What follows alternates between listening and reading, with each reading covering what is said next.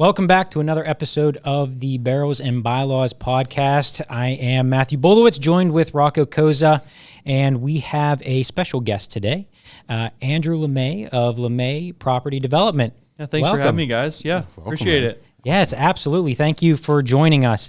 So again, the purpose of the podcast is quite simple. We're going to sit down with entrepreneurs, talk about their origin story, as well as some of the challenges along the way. So a lot of good stuff. But first, let's dive into your company right now. Can you give the listeners some explanation of the services that you provide your clients? Yeah, so we are a luxury general contractor. I tell people we specialize in projects that are complicated and custom. Obviously, that's not only what we do, but that's our sweet spot. We love taking on projects that people don't know how to approach or they think is going to be too complicated for like staying in a van kind of thing, and really bring them high quality finishes with high quality service and bring people into their house that they actually enjoy being around.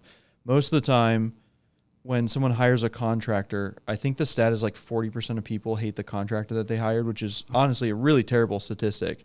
But most people are assuming best case scenario, they're going to get somebody that like they'll put up with and it'll be a really stressful process. And at the very least they'll get like, or I guess in the best case scenario, they're getting like a good product at the end, but they're like, well, I'll have to suffer, but then we might get something that's okay. And hopefully won't have to sue our contractor. And like, it's just residential construction's the wild, wild west. You've got like everyone and their brother. It's like, oh yeah, I do contracting on the side. And it leads to a world where the clients don't understand or don't really know what to expect. And that makes them really nervous to pull the trigger on a project. And oftentimes, you know, this is your home. This is one of the biggest purchases you've ever made. And now you're entrusting somebody to improve it for you. That can be really scary. Yeah, it's interesting. You said 40%. Do you think we have similar in the legal industry at all? Oh, yeah. That's probably a lot. Yeah. I feel like you can probably double that stat in the legal industry. But that is definitely an interesting stat. I did not know that. But thinking through it makes complete sense. I can see why people think that way. Well, it's hard. It's no fun being a customer trying to hire an industry that's like nobody trusts lawyers at Baseline. Nobody trusts contractors at Baseline because all over the evening news is like, well, this person's house burned down. This person's suing their contractor who ran away with the money. Oh, and like this person died. Like they're just in the nightly news of terrible stories every night of like, oh yeah, we're running this contractor out of town now. Like it's all too common. I feel like everybody either has had an experience or knows somebody who's had an experience that like has just had a terrible time with their contractor. So that's great. Truly revolutionizing the industry, so I'm excited to see that's the growth. plan. We're just beginning stages of it, but that's the plan. Awesome. Well, thank you for that introduction. Before we dive into it, you made some comments before the show that apparently he has come bearing gifts. Oh, okay, I love it. So I figured, why not share on air? Yeah. Pardon the audio because I'm turning away, but I've got coasters for you guys. Oh, I love it. One of the hazards of having talented carpenters on staff is that you end up with a bunch of extra woodworking pieces. So we put these to use. There's 4, which is good because there's 4 of you guys here. Awesome. But I love that. 3 of these are walnut, and they're finished with our branding and then oiled on top of that. And this one is African mahogany. So you guys can actually fight over who gets that one, I guess. But they're all really, really nice stuff. That is awesome. It's better than a business card for us. Yeah, thank you so much. Put those on the table for you. Those are awesome. Yeah, thank you. We're going to get this, see if we can get this in the shot here. I guess the benefit of having carpenters, man. Well, it started with, we used to write thank you cards for clients when we finished projects, which is not all that it's not all that weird to do that. But I was talking to a realtor who I don't even remember who it was. And they were talking about how absurd it is that real estate agents, the standard gift is like a bottle of champagne for your house. Yep. And his comment was, that's not even useful for your house. Like you might not even like champagne. Like you spend months helping people with finding their house and you can't give them a gift that's more helpful. Yeah. And so we started building cutting boards, charcuterie boards, like tub trays and things like that for our clients when we finish projects. So if you do a bathroom, there's a tub tray that we'll give you, or if you do a kitchen or a first floor redesign project, we'll give you something that you can display in your home that you could put things on or that you can display food on. Awesome. And that was just more helpful. And part of it started because at our previous location, my brother and I were living and working out of the same space. And one day my brother comes up from the basement and he's like, what do I do with all these cutting boards? It's like, what do you mean? All these cutting boards? And so I go down in the basement, he got shelves of like, well, I was just making them in my free time so I can hone my skills and practice some stuff. And so now we attach the thank you note to that, and we try to give a custom gift to people. And that has turned into, like, for our networking partners and things like that, we have lots of scraps laying around our shop all the time of materials that are really quite nice, but they're not useful for building another cabinet or things like that. They're remnants. Yeah. Okay. And we've turned that into coasters that we give to our networking partners, and it gives us an opportunity to show off what we do, but it's also a nicer, like, better statement than just a business card, for sure. It's a personal touch. And you know what that reminds me of is the book Unreasonable Hospitality, the small touches. Yes. You've read that too. That's one of my favorite books. We all read it here. It's a requirement if you work here. You it's have a requirement at our company too. Absolutely. I love that. I watched Will Goodell speak. Okay. Like, I was there in person when he spoke, and I was like, I got to get this guy's book. I mean, I've read the book probably 5 or 6 times now. Like, I take something different from it every time. It's such, I said, every business owner that owns a service business should read that book multiple times. Absolutely. It's the way that he thinks about and is creative about how to serve people and getting the way that he just thinks through getting ahead of what people might want and anticipating that and then putting that into action and actually turning it into a process that your employees can replicate.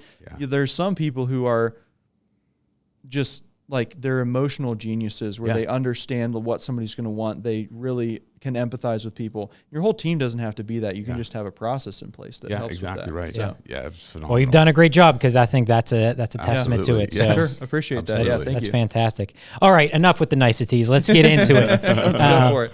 So let's go back a little bit. Again, the first part of this whole discussion is origin story, how you became an entrepreneur, how that switch flipped ultimately. So can you give a little bit of backstory? I mean, obviously this is a very unique space, especially to the high-end market that you are in, or at least some of the services that you provide. Can you give a little bit of a starting point for us? Yeah, I'll recap my side of things, and I'll give you a high point of my brother's side of things, because they tie together. I'll try to do him justice, because he's not here to defend himself, which he's fine with, by the way. But I don't know that I knew the term entrepreneur or what it really meant until later. But some point in middle school, I got bit with the bug of, like, there's people out there who are crafting their own way of doing things. Like, I watched, like, the Steve Jobs movie, like, 8 times. And I was, like, reading, like, the books on Elon Musk and, like, Bill Gates. And even, like, I was even fascinated by the fact, like, there's people who they do nothing but, like, showcase unboxing stuff on YouTube, and they're, like, made a brand out of that. And I wasn't like, I wasn't thinking that I wanted to do that specifically, but I liked the idea that, like, you set your own hours, you're doing something that helps people or entertains people, and you get to kind of create it from scratch. And I had always, like, work was always more enjoyable for me than school. So I got my first job at 15. I worked at Brewster's. I was a shift leader there. I moved to the Oven around 17 years old, I think, and loved the hospitality space. Loved the fact that, like, you could put a smile on somebody's face really, really quickly. They come in, they could be having a bad day, and you can turn that around in 15 minutes. And fell in love with that. But the bosses I had at both places were really, really, really beneficial for me. Great mentors. James Sammarini over at the Oven is still a mentor of mine. And really, he taught me a lot about the philosophy behind hospitality and how you can really serve somebody and help them. And I was, throughout high school, like, couldn't wait to change into my work uniform when I got out of school. I was a decent student, but there's, like, so much less politics about, like, hey, if I outwork you, I get paid more. Or, like, if we do this better, the customer likes it more. It's so much more tangible than, like, oh, well, this teacher, I don't get as good grades because they don't like me as much, which doesn't necessarily happen all too often, but, like, there's still some nuances there. And I felt like I'd study my butt off for grades that other people didn't study as much for, and then I'd go to work. I'm like, well, I can just outwork you. I can put in more hours. I can sweep the floor a little bit faster, a little bit more intentionally, and the boss appreciates that. The customer appreciates that, all those kinds of things. And I knew probably early in high school, probably as a sophomore at least, that I didn't want to go to college. I just didn't know what that path looked like. And I thought maybe, I get a business degree. We'll see. My dad had made a transition later in high school. He used to work for Allegheny County. He was their facilities manager. Okay. And he made a transition to commercial real estate. Okay. And I was like, well, maybe I could just work for Dad. And so I got my real estate license right out of high school, was trying to figure out how to tell my parents that I didn't want to go to college and also not shatter their expectations for their oldest son and all this kind of stuff. And I don't know that I did that super well, but I was like, well, let's take a gap year first. I'll figure out what I wanted to do. And I was like, I got to figure out what I'm doing by the end of this year so that I can say, hey, I'm not going to college, but I've got a plan. Yeah. Okay. And at the same time, my brother, he's 1 year in school behind me, and he was at Beatty Tech in their carpentry building construction class. Very, very talented. He picks that kind of stuff up really naturally. He thinks in 3D. He can look at a room and go, yeah, I have a rough idea of how they built this, how we're going to deconstruct it, and how we're going to put it back together.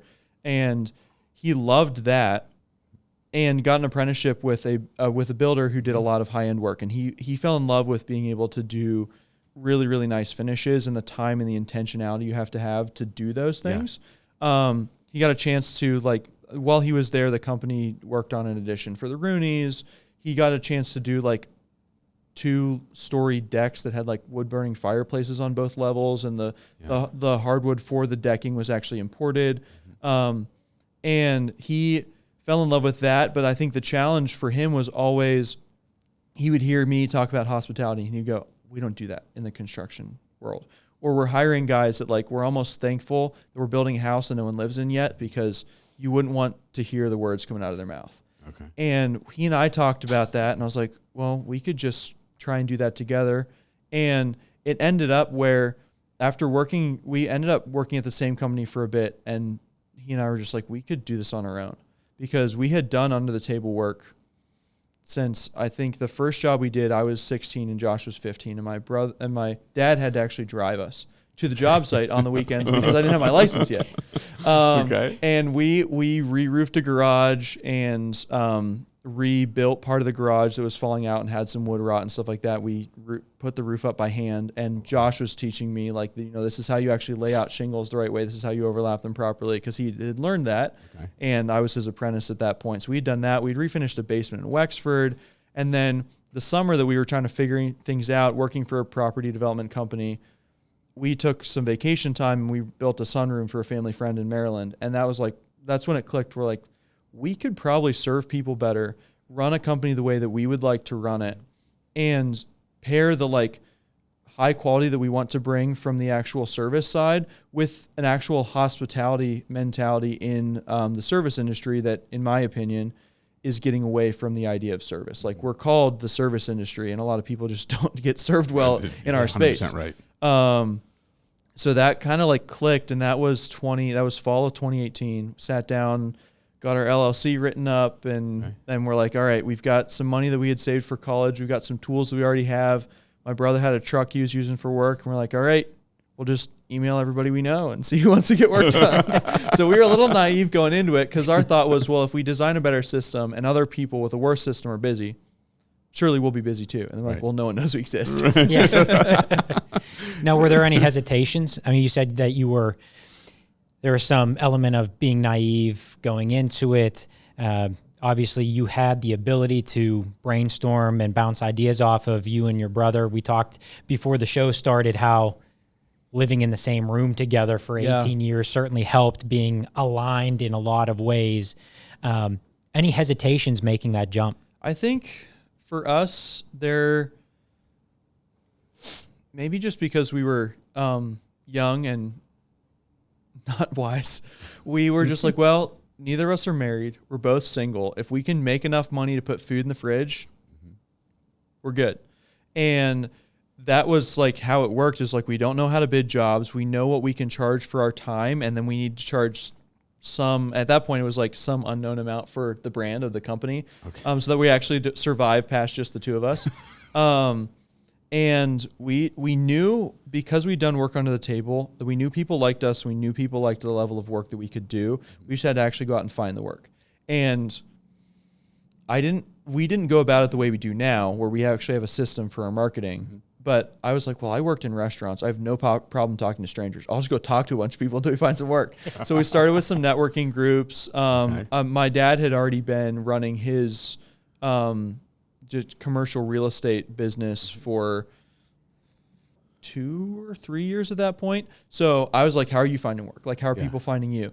And I was able to kind of tap into his resources and say, you know, because working for the county, working for Allegheny County, being up in professional work in the Pittsburgh area for 27 years at that point, I think, he had a good amount of contacts. He's like, hey, I know some people who do this kind of work. Maybe you can sub for them. Or like, you know, I would just kind of add his contacts to our emails and be like, hey, by the way, we're so-and-so, we're doing this. If you're looking for that, we'll get started. And we had a family who their kids went to school with us.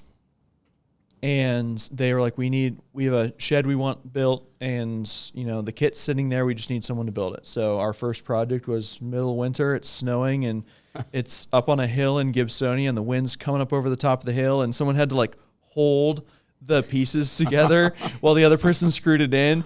And then once your hands got so stiff, you're like, okay, I'll hold and I'll wear the gloves with the hand warmers and you run the drill. And so that was our first job. And we do stuff a lot bigger than that now. So it's just kind of like scratching and clawing as you go. So yeah, tell us a little bit more. How did you go from, obviously you're starting this company. Sure, yeah. Was it always out of the gates, high-end luxury projects, or how did you come into that niche? That was always the goal. Okay. Because we knew from what Josh had done in the past, and we knew from like the projects that we had done under the table, and just like we knew we were capable of doing stuff high end, we just didn't really have the portfolio for it. So we just started taking anything we could get, pay the bills. I mean, we worked on a dump of an apartment in Avalon. Okay. Where like we're pulling these cabinets off the walls, they're rusted out. We were trying to like drywall the ceiling, and you're in this like tiny confined space, and we were putting new flooring in the bathroom and ended up opening up the subfloor and finding out that the plumbing like couldn't be repaired at all. So just really like, hey, you know, if someone was throwing work our way, we're like, great, we'll go do it, because we're just trying to get our name out there. We're just trying to do it. But it was always like, it was in my networking advertisements. Like I'd stand up and like, hey, we want to do really high end work. We want to do the projects that have the niche things that you're scared to give to other people because you're afraid they're going to mess them up, because we like that challenge. And I enjoy that challenge from the business side, and my brother really enjoys that challenge just because I honestly think really skilled people get bored with average work. And so like there's nothing wrong with doing a basic bathroom remodel, but when you've got a lot of talent, you're like, I could be doing something better than this. And that's no strike against people who don't have a fancy bathroom, but we're like, we really think we can take a swing at nicer stuff. And we met a family who the first real nice project we did, the family was like, I know you've never done this before, but we trust you guys and we know you'll be good. And I think they probably, they knew we wouldn't be as expensive. Yeah. Because we were getting our feet under us. Yeah. And we did a bathroom in Cranberry with heated tile. It was imported marble throughout the entire bathroom. They absorbed part of one of the kids' bedrooms because their kids were graduating and going to school, and absorbed it into the closet. They moved the laundry room to that space. And the closet in that space is actually 2 stories with a rolling library ladder on it. So you could store stuff on the bottom. And then we built a platform that we wrapped in maple and matched the stain color to the cabinets that they had ordered. Okay. And did that. And it was one of those projects like they're like, 2 contractors have already tried on this project and they both got injured and left. And we were like, well, it might be cursed, but we'll try. Yeah. Was that the moment you knew that, like that first project? That was proof of concept, because we already knew we could do good work. Yeah. We already knew we could treat people the right way. We knew that we were still figuring out and breaking things around the edges. But once we had that project, we're like, great, now we have something that we can show people and show off what we're capable of. Was there a moment where you saw your customers now understand how different you are compared to every other contractor? There is always a moment during the sales process that clicks for people. I think some people who interact with our brand understand that. And I think we still get plenty of calls where people are like, well, I just need a contractor. I'm like, well, we can do that, but that's not really what we're here for. Sure. And a lot of times just explain to people, like, we're here to check all these boxes that you might not know you wanted, that you would have found out partway through the project that, like, oh, I wish I would have, like, those are all covered with us. Okay. And so I think when you show people really nice work, it clicks. They're like, okay, I can see my project in your portfolio. Like, that's something that's important. But we have, I think, I don't have any stat to say this, but I think honestly our clientele is extremely undereducated on what goes into a project. And that's not like a strike against the people we serve. It's just, I think it's really, honestly, like, we don't have a lot of people in our space who are documenting what they're doing. We don't have a lot of talented people who are like, hey, this is how you build this. Like, you can YouTube a lot of the things that we do. It's not rocket science, but planning a large project requires an understanding of how things are going to work together and who's going to hand off what and what things need to show up on time. And I think a lot of people are like, well, I'll just buy some materials and pay some guys and we'll get it done. Like, that just doesn't work.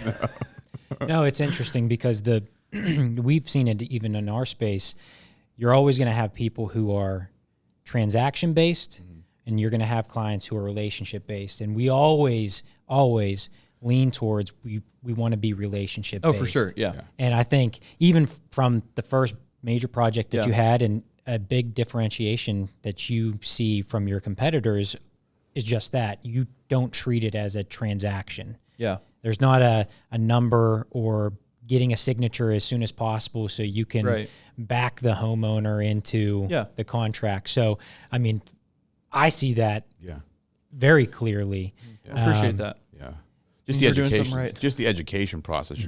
I mean, we have a ton of clients that are contractors. So, I mean, and I don't know half the stuff that goes into a project. So I think that is important that you do take the time to educate. Because the one contract I've had years ago we did a basement for me. They actually did that, and that's what it made sense to me. I'm like, okay. And I always say I'm always going to pay a higher price for better work, for just communication. And that's exactly like, that's the clientele that we're trying to serve. Is people exactly like you who are like, hey, I know what I want things to look like. I know like how people should be treated, and I want to be treated that way during this project. And we are crafting a company, and I think we've done this pretty well. And I mean, we're always really self-critical, so there's ways we're still improving it. But our goal is to be the company that checks all the boxes that you want, and even the ones you didn't know you wanted in the project, where we're bringing people into your house who are actually pleasant people to be around. And we're like serving you in a really good way. The way we communicate with you is top notch. The type of quality that we have is the highest that we can provide. We tell our guys, especially our apprentices that we're training, we reinforce with our team on a regular basis. We want our standard to be the standard, and we're never going to be the company that's like, well, this customer will be okay with that, so we're going to do that on this project. We don't do that. That's huge. We turn down projects that people ask us to do those things. We're like, well, I know it can be this or it should be this, but we don't do that. Yeah. We're here to provide the highest quality you can get because you're hiring professionals. Yeah, exactly. It should not only be a great product and a great service, but it should be a great experience. And so people throw out the term white glove. That's fine. I'm not opposed to that. But we really want people to feel like we're not doing the project and excluding them from the decision making, but like bringing them along with us and saying, hey, we're gonna take care of all the stress. We're gonna go out in front of you and like take the hit for all those things because that's my 9 to 5. Yeah.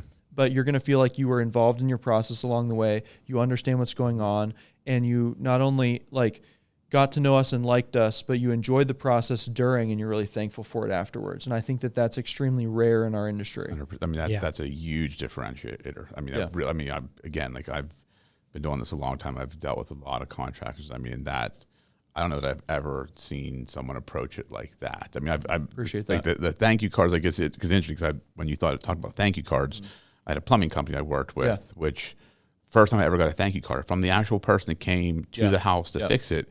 And I still remember that. Yeah. And I've still referred that company to other people. Sure. And the guy came, he called to make sure we were happy with the service. And then a week later, I got a handwritten thank you card, remembering the conversation we had and referencing it. And it was like that little thing mattered. No one does that. Yeah. Like in your industry. People, I think we're increasingly living in a society that's a lot of our interactions are dehumanized. Like we text a lot in conversations, and that's a great thing because being able to trade information that quickly is wonderful. Absolutely. But it also means that like you'll be sitting in person with somebody and they'll pull out their phone. I'm like, oh, I'm less important than the brick. Got it. and like I catch myself doing that. It's just people like to interact with people who are nice and kind to them. And, you know, I tell our team, we will always, like, even if we're doing nice projects, we always serve people that are more valuable than the projects we do. Like people have infinite value. Yeah. And even if we're doing a multi-million-dollar renovation for somebody, the people that we're serving are the important part of this. And we're serving them by doing something really nice for their home or by solving a problem that's getting fixed.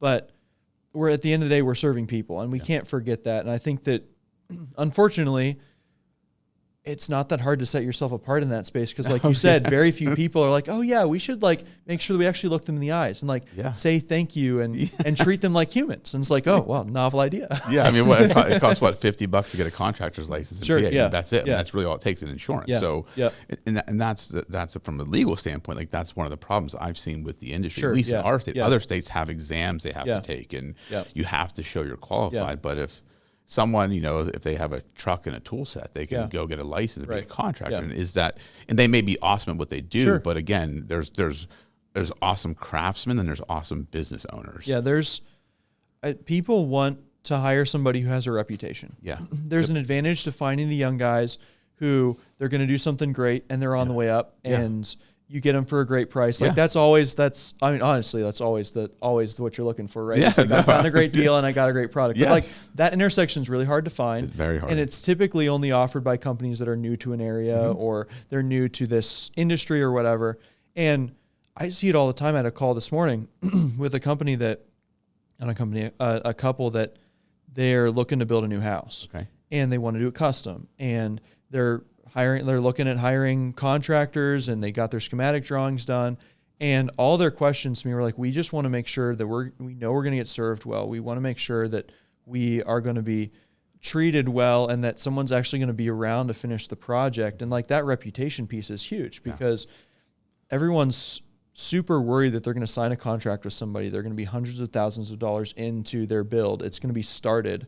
Yeah. It's going to be open to the weather and someone's going to go, I'm bankrupt. Or I don't like you anymore, I'm leaving. Like like any of the number of circumstances, and it's they want the confidence that when they go there, they're going to get a good, like they're going to be served well, they're going to get what they paid for. I mean, that's why Chick-fil-A is so popular. That's exactly right. Because you always know there's going to be a smiling teenager behind the counter. Your sandwich is going to turn out the same way all the time. And you're like, it might not be.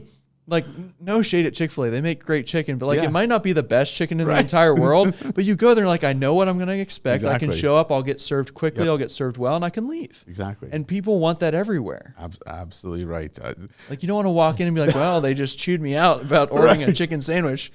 You know, that's they only gave me half the sandwich. They forgot to put the top bun. Because my thing with contracts has always been like the punch list stuff. It's like I've had bad experiences. I'm like, just finish the punch list. There's 6 things left to do, and it's like it takes 5 weeks to get them to come finish that. That's always been the biggest. From other people I've talked to, it's a sticky part of the project. I mean, we show people all the time. We build out a payment schedule for clients, and we don't do ours based on percentage of the project. I have nothing against that. Yeah. I just think, especially in the residential space, it's very hard to define that because, like, what's 30% of a kitchen? Right. And so we define those milestones by what's going to be done. So we set up a client last night and this morning who's going to be starting with us. And we said, hey, you're doing a couple bathrooms with us. We're like, once demo's done, we'll charge for this. Once rough mechanicals are installed, we'll charge for that. And we set out what that payment schedule is going to look like. And we say, hey, we're holding a percentage of the project at the end. That we won't get paid until you guys sign off on a document that say, we love it, it looks great, punch list is done, check the box. It's huge. It is a tricky part of the project because you're always fighting time as a contractor. And so by the time you're doing punch list, the other projects like that was behind them is starting. Yeah. And so you really have to be careful about scheduling to make sure you can do that. Yeah. And it's challenging because sometimes as hard as I try to help people plan, once you actually do a project, clients are like, oh, well, now I want to do this. I'm like, we could have built that in, and we were happy to help you, but like I can't do that for 6 weeks because I've got someone behind you. Yeah. But like we've had projects where like we redo the exterior of the home, we put shutters on, and the client goes, well, now that they're up there, I think I like the other ones you showed me better. I'm like, well, we can fix that. That's not a problem. But like, it is a bit of a scheduling nightmare. Yeah, so it's a challenge. Like we have to navigate some of those challenges. Yeah. But it is like a lot of people, they get it 90% done, they leave. Yeah, that's exactly right. That's the services. That's the services people are getting. Yeah. And you guys are doing it differently, obviously, which is huge.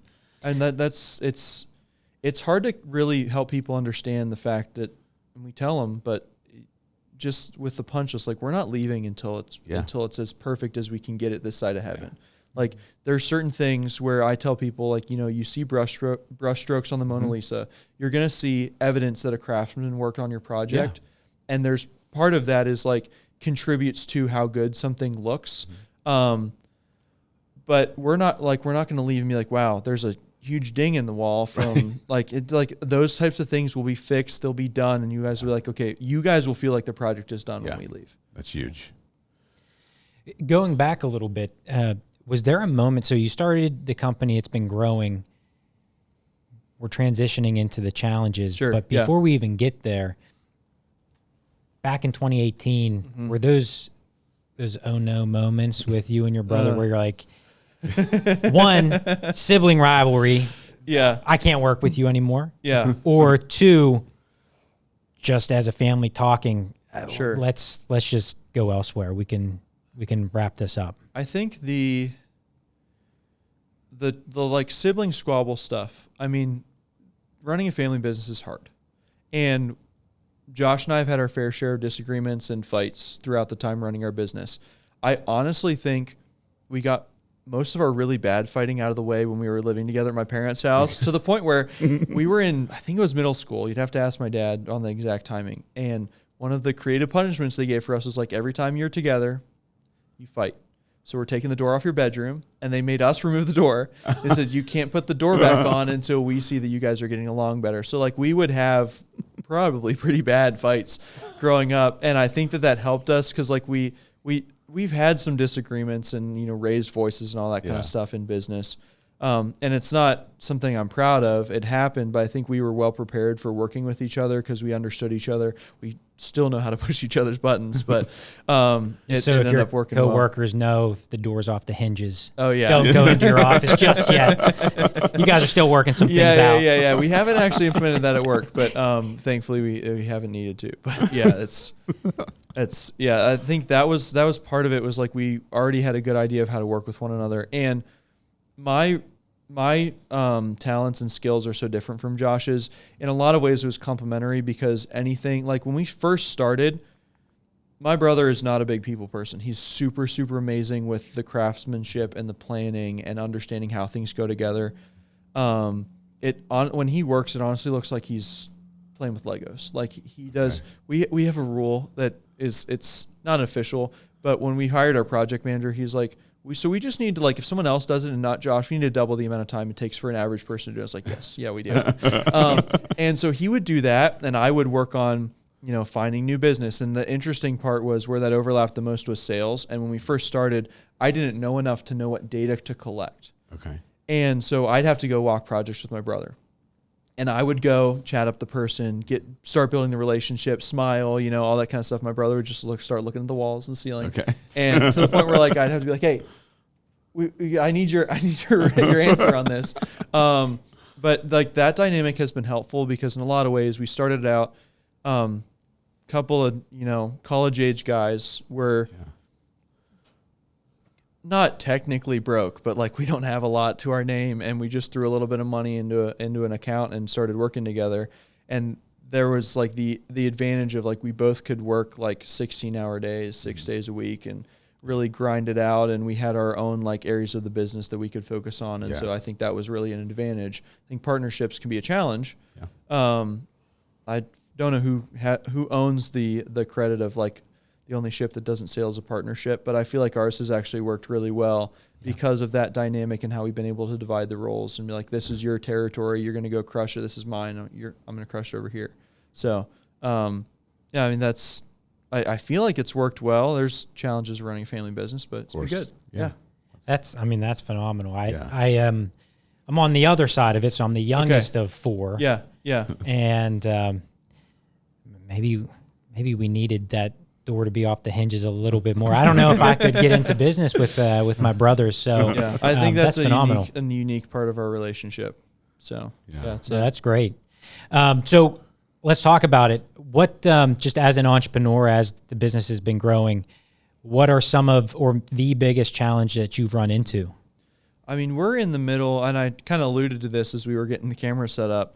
We're in the middle of probably one of the most challenging seasons in business, for me at least, because now now that we've got a team, we actually have a leadership team in place. It's not just me and my brother anymore. We've got some people who are actually committed to helping us get some things done. I now have to build processes and everything so that the company has a language of how we do stuff. Because for the longest time, it was just like, we had a couple apprentices. They did whatever we told them to do. Josh and I can basically speak telepathically because we've known each other for so long. We shared a room for like 18 years. And then we rented a couple apartments together while we were starting the company. So we know each other really well. And so there's a lot of like, we just... like, oh yeah, you're working on that, right? Yep, sounds good. And we bring other people in who are like, okay, I can't do that with you guys. Right. You need to help me out. So there's been a lot of work and effort building those processes. And I think the challenge for me is I don't like physically sitting down and doing the minutia tasks. It's I love the people who can. They make the world go around. I would rather deal with a tough conversation with a client, or have a tough conversation with a team member. Than do those kinds of things. They bore me to death. We're doing a lot of that, which is challenging for me. I think the other challenge is now that we have other people in the building, they have ideas of how things should be run, and some of those are helpful. And so there's just a lot of like, it's becoming more cumbersome to steer the ship than when it's just two brothers doing stuff. So we're getting the groundwork in place. We had some in place before, but now we're breaking things all over the place, which we knew was going to happen. Yes. We're like, well, we used to have 5 fires that I just ignored, and now we've got 35 fires that we're ignoring because they're just like, because I'm working on these 2, and they're the real dangerous stuff we don't get fixed, and people are like, this thing over here is broken. Like, I know. What made you make the decision to start bringing on a leadership team, as you put it? Well, this is something my brother and I talked about for a while. I knew that I wanted to try and build a brand. I was like, I don't know if I'm like, in our space, no one's going to become Elon Musk doing construction. It's just like the volume isn't there. He's trying to terraform Mars in the future. So he's running these multi-billion-dollar brands. There's a lot of money to go around in construction, but I was like, I'm not going to be on the top 5 wealthiest man in the world. It's not my goal, but I'd love to build something where I can support other people, build a company that really serves the community. And I honestly think a lot of my skills are in leadership. So I got to try that some through both the places I worked before we started our company. And I got a chance to do some of that through Boy Scouts as well. And the leadership coordination, supporting people and driving them through tasks, and just saying like, hey, like, we're going to do this. I'm going to like run at the head of the pack, but you guys are going to come along with me and getting everybody to work together. I love that kind of stuff. So the stage that we're in now, and growing and developing the leadership team, perfecting our systems, building out how people are going to be working together, helping train our leaders to support me and like supporting the rest of the team is the spot that I like that stuff the most. Okay. And so I always imagined that we'd run a company that was bigger than us. And my goal was always to create a brand that, outlives us. So, because half the contractors I know, when they retire, they're like, well, I'm selling my tools. And we've bought tons of stuff from guys like that. We're like, I'm just done. My knees, my hips they're done.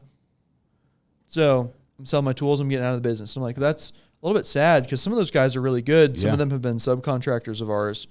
And I don't want that to happen to what we're building. So that was always the trajectory I wanted to be on, is something like, whether or not it's my future kids that take it over, or Josh's future kids, where we find somebody who like maybe apprenticed with us and they move up the ranks and take it over. I don't know what it looks like, but the goal is to always create a brand where what we do can continue to witness to the industry about what we think everybody should be doing. Okay. How many employees do you have now? Right now, including my brother and I, we've got 6. Okay. So we've had, this summer's been interesting. We were at 7, and then I had one guy who, he's, I'll say retired. I say that tongue in cheek because he's never going to retire. Okay. Before he moved to Georgia this summer, we had conversations with him. It's like, we know that your plan is probably to die on the job site. Mm-hmm. We don't want that to happen here. And he wasn't like, it's not like he was that old. But it's like, we saw that trajectory. Yeah. And he's moved down to be closer to family. In Georgia, his last day, we had a guy who was our first apprentice come back. Okay. So that lined up really well. And then we had one guy who just wasn't a good fit. And we spent 5 months trying to like, can we make this work? How do we try to do right by you and all that kind of stuff? And he's no longer at our company. He set up somewhere else. So we're at 6 now. We were at 7, but we've hired people. We've been hiring people every year. I mean, I've got positions that if people want to work, I'll fill them. So yeah, okay. I'm at a job fair on Friday at Geneva College, just trying to get the word out to some young people. So that's awesome. And it definitely makes it the more employees you have does make it challenge the communication now. Because like when it's just you and your brothers, you know how to communicate. Now you have other people. You have to learn all these different ways to communicate. It makes it challenging. I still really think that paying the extra money for top performers is always worth it, and it makes your job way easier. Like I honestly think top performers probably cost double to triple what an average player would be. Yeah. I think the return is 5 to 10x. Like I think if you find an A+ player, you're gonna find just from my experience, both working other places and hiring them, like the things that you can hand them and the problems that they will solve as top performers is you couldn't pay enough for it, honestly.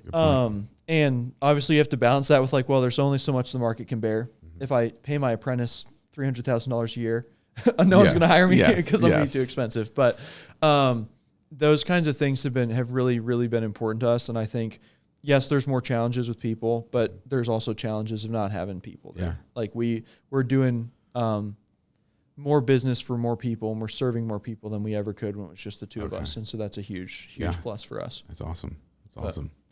Yeah, that's great. Let me ask you this. When you started the company, both you and your brother were working for these other jobs. You had these side jobs. There was those moments where you said, we can do this better on our own. We can be servicing better to the quality, to the standard that we have. We talk about this all the time. There's a ton of what I would say pre-stage entrepreneurs out there, people that are on the fence. Yeah. What would be your recommendation to those people, those pre-stage entrepreneurs that maybe they are thinking the same thing, that we could be doing this better on our own, or maybe their thoughts are completely different? Could you give some advice to them as they're potentially contemplating that decision? Sure. I think the struggle I have with that is there's so many people I know who are in pre-entrepreneur stage who are older than me. And I guess in some ways I've got some experience because we've been doing this for 7 years. I feel unqualified, but you can take my unqualified advice if you want. I think a lot of times finding a test case that you can do and just actually get out there and prove it. Like you can read every single book on sales that you want, and you can listen to Alex Hormozy talk about sales scripts and stuff. Yeah. But until you make that first sale, like you got to just go out there and learn it. Yeah. Because you're like, you can get a perfect sales script from Andy Elliott, and then you're in a different industry and it doesn't quite work the same. Yeah. Like our sales process is different because we're entirely in relationship management. Yeah. Our clients are typically buying a service from us that might be the most expensive thing they've ever purchased, especially with, like, if you bought your house 30 years ago and I'm renovating it now, our project's going to cost more than your house was. Yeah, definitely. So I honestly think a lot of people suffer from the dichotomy that is false. That's just like, well, I either can't do anything or I have to do it all the way. Like, well, there's probably, I think it's Jim Collins talks about the musket balls versus cannonballs idea, where like, if there's like in old ships, before they shot a cannonball, because they had limited ammo, limited powder, they would shoot a musket ball out of the same place where the cannon was. And if it hit the ship, then they'd fire a cannonball. And so you find a much cheaper, less risky way to test your case. And if it works, do a little bit more and do a little bit more. And then eventually you're like, okay, well, this can replace my real job. Yeah. And I think a lot of people are afraid to like, they feel like they're doing it halfway or they don't think it'll work. Like, well, if it doesn't work at $10,000, it's not going to work at $1 million. Right. Like, it's just not the case. Yeah. So I think my biggest piece of advice is just try it. I hate to sound like Nike and just do it, but that's a great piece of advice. But you'll learn so much from doing that. The marketplace is the most excellent teacher because it's so brutal. Like if you do something bad, they'll tell you. Like, they won't buy any of it. And you're like, oh, well, now I've got all these extra things laying around. And it's easier to do that when you're like, okay, I had this spending cash. I, used it to buy some inventory. I made the widget I was going to make, and people either love it or hate it. And you might be like, oh, the people I thought would love it actually don't love it. And these other people who I didn't know about, they love it. Yeah. Like those are the kinds of things you need to figure out. And you can't do that without actually trying some stuff because it's just how the world works. Like it's how everything works. You got to figure out, okay, I mesh with these types of people better. Maybe my service works for other people, but like, I don't know how to interact with them. So like they speak a different language than me and I can't, like, they might really love it, but I'm not the person to sell it to them. Yeah.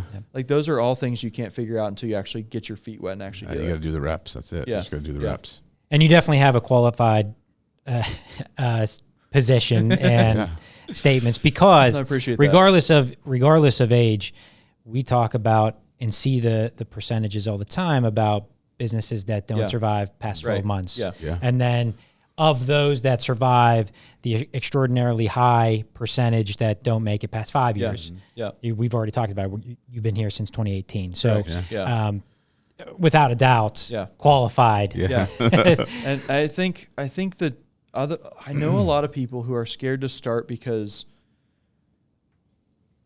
I think people underestimate how easy it is to succeed. Like we're on a podcast. So, statistically, and if this has changed in the past 8 months, I'd be surprised. But statistically, if you had over 20 episodes of podcasts for your podcast, you are a top 1% podcast. Yeah. Which doesn't mean you're anywhere close to Joe Rogan. Right. But like, the bar is not that high. Right. Like someone at some point said like the way that you like become unstoppable is just like don't stop. It's like, well, just like keep putting things in. You said putting in the reps. Yeah. Like if you put in an unreasonable amount of work, it's going to be unreasonable that you're not setting yourself apart. Doesn't mean you're going to be Bezos, but like it means you're going to be doing something, proving something in the market. You'll learn and readjust and learn and readjust and complete that process over and over again. And I think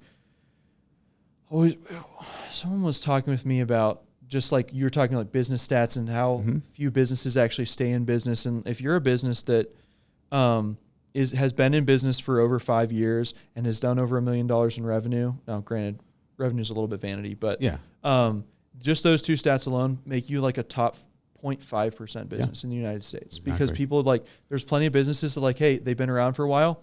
They don't do a ton of business. Maybe they don't need to. Yeah. That's fine. Or even just like, they don't survive past 3 years. Yeah. COVID kills them, whatever.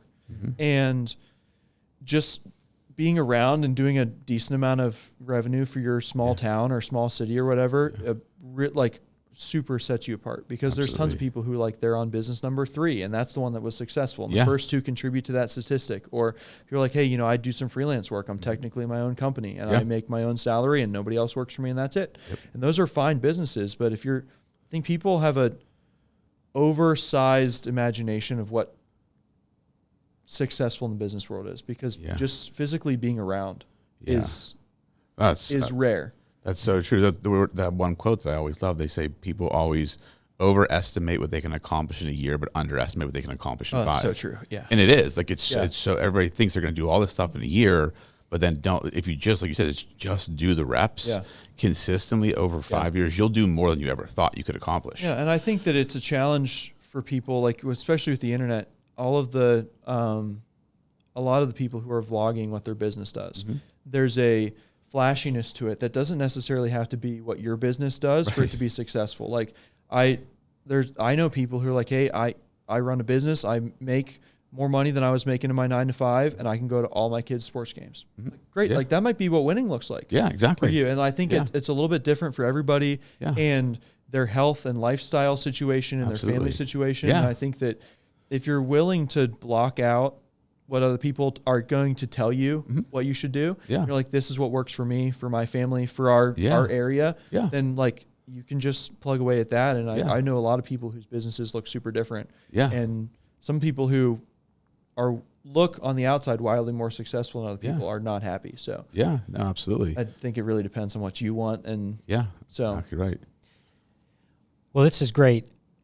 The time has flown by. Yeah, I know. It definitely has. Oh yeah.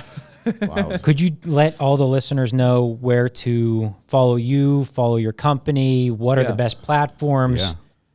So we're on Instagram, Facebook, YouTube, LinkedIn. Those are our main ones. We have a Twitter page. I don't know that anyone outside of my mom has seen it. So and plus, like, Twitter is like, it's just not my platform. Is it even called Twitter anymore? It's X. Yeah, you're right. That's right. Yeah, I was like, Twitter, thanks. Thank you for that. That shows how much I know.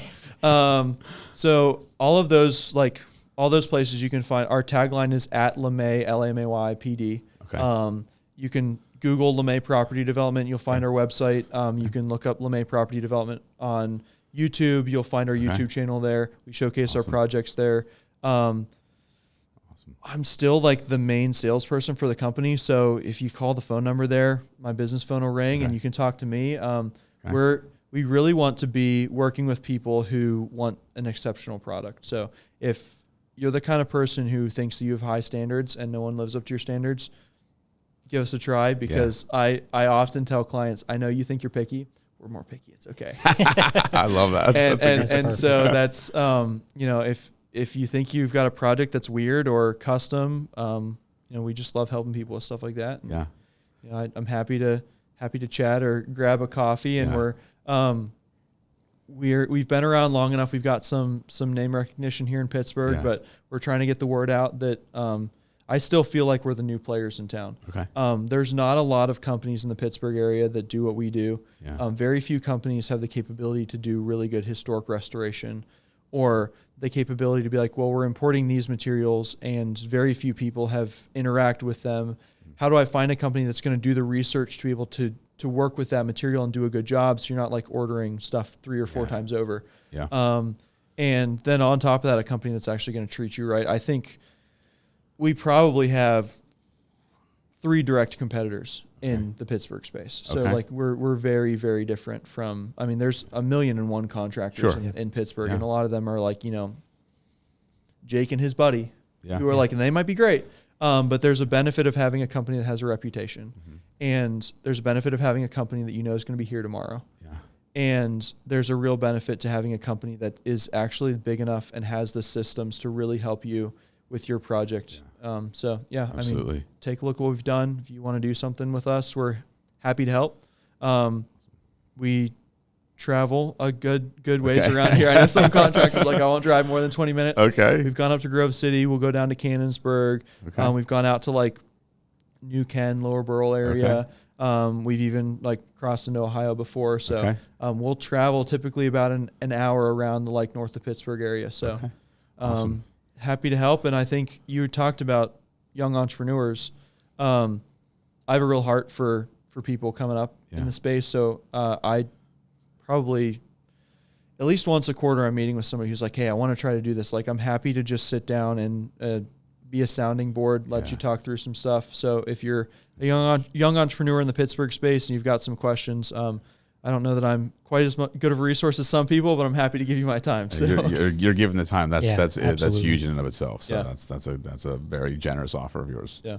Awesome. Well, thank you, Andrew. Yes, thank you guys for having me on. Absolutely. No, this was great. This was all the listeners out there, please subscribe, like, follow, comment, all that good stuff. Yeah, do that. That's a good plug. There you go. And, as always, come for the drinks and stay for the stories. Until next time,